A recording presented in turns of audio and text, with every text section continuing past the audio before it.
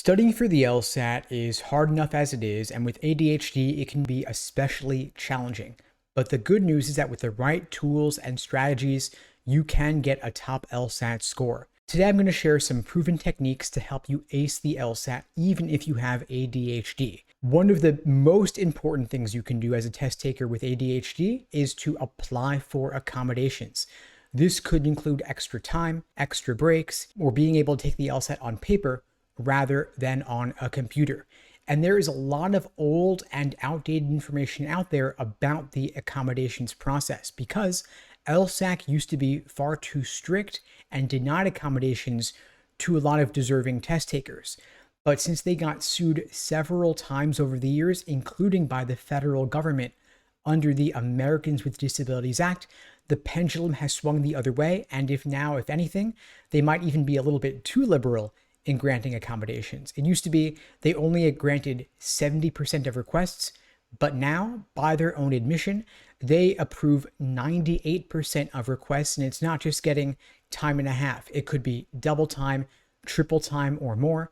I even heard from one student who got 160 minutes per section and got to take the LSAT over the course of 2 days versus your standard 35 minutes per section, taking all 4 sections in 1 day. This can, of course, make a massive difference given how strictly timed the LSAT is. It can make the difference between having to rush through sections and running out of time to, in contrast, completing each question carefully and accurately, leading to score boosts of 10, 20 points or more. All you need is a note from a qualified professional like a doctor or a psychiatrist, and if you are approved for accommodations, make sure that you're practicing under the same exact conditions you'll have on test day so that you're familiar with what the process will look like. Now, while you are studying for the LSAT, if you have ADHD, you need structure in your prep, ideally with clear, specific goals laid out at every step along the way. If you have a clear, detailed plan of attack, it'll help you stay on track and minimize the overwhelm that you can experience that comes with open-ended tasks.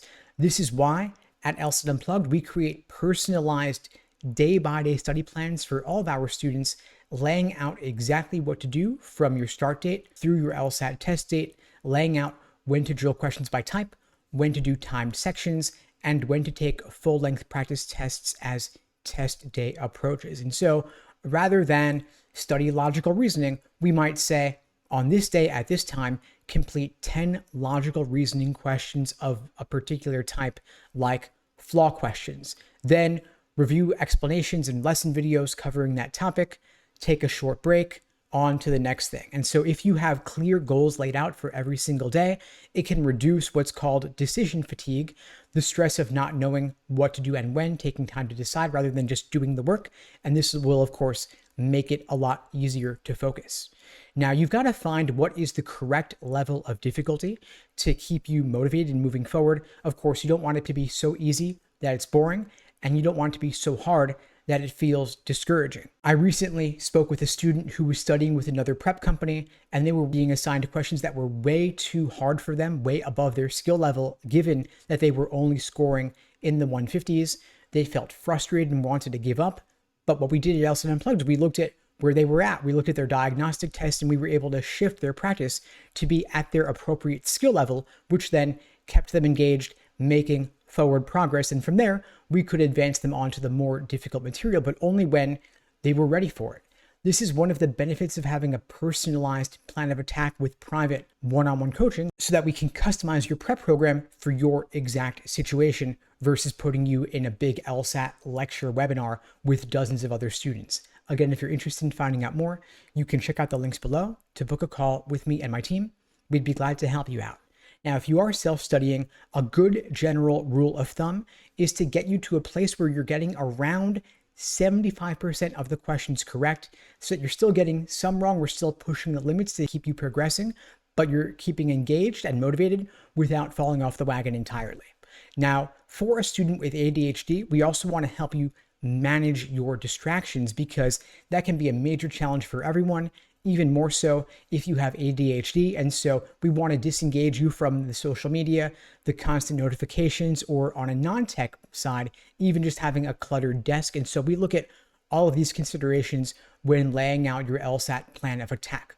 We helped one student recently set up a dedicated study space free of distractions. We even recommended using noise canceling headphones to block out the background noise. We recommend putting your phone on airplane mode, or at least turning off as many notifications as possible, ideally putting your phone in another room during your study sessions to help you maintain and maximize your focus and consistency of your prep. Now, we also find that accountability and connection in a community of like-minded students can also really help you stay engaged, keep you motivated. That could involve setting you up with a study buddy or another member of our program, ideally a one-on-one LSAT coach for a more personalized approach, because accountability keeps you on track, keeps you motivated, especially if you have other obligations like work or school or family obligations.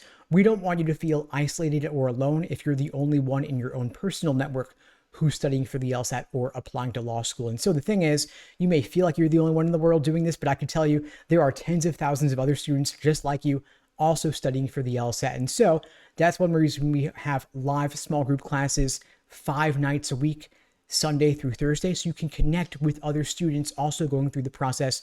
We also facilitate study groups outside of class, let you check in with other students on a regular basis, show your progress, stay motivated, and just make this whole thing more fun. If you have recently been diagnosed with ADHD and you're not yet fully aware of how this has been impacting you, we recommend learning a bit more about what ADHD is like to give you some more practical advice for managing your symptoms and creating a more productive environment for your studying and to keep you motivated. So one book I love for this is ADHD 2.0. One key takeaway I got from this book was just how important it is to tailor your LSAT study environment to your LSAT prep needs.